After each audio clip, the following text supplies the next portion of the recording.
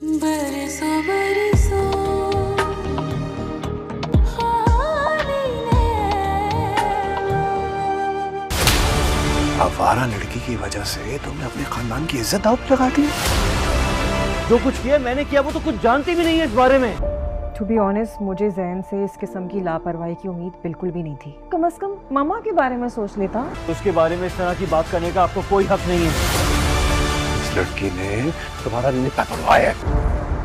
कभी कभी गलत वक्त पर सही चीज करना भी कितना मुश्किल होता है ना। मैं इसी में खुश हूँ।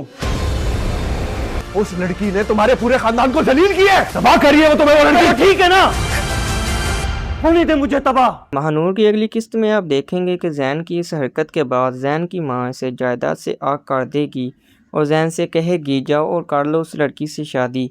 मैं भी देखती हूँ कि इस दौलत और जायदाद के बगैर वो लड़की तुमसे कैसे शादी करती है। इसने तुम्हें अपने जाल में सिर्फ इसलिए फंसाया था ताकि तुम्हारे ज़रिए अपने तर्ज ज़िंदगी बेहतर बना सके और तुम इसकी मोहब्बत में दीवाने हो। हम सब की इज्जत का जनाजा निकाल कर शादी से ही चले गए। जैन अपनी माँ से कहेगा महानूर ऐसी लड़की नहीं है, आपने हमेशा उसे गलत समझा है।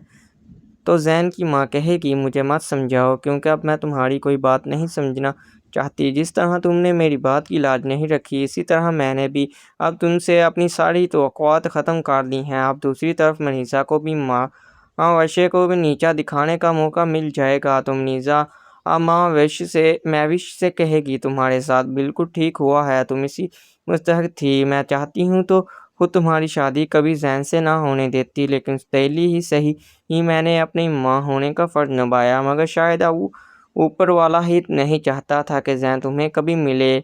मीज़ा की ये बातें सुनकर महविश को मज़ीद गुस्सा आएगा और वो मीज़ा से कहेगी अब अपना मुंह बंद करें और यहाँ से चली जाएं क्योंकि मुझे आपकी कोई बात नहीं सुननी।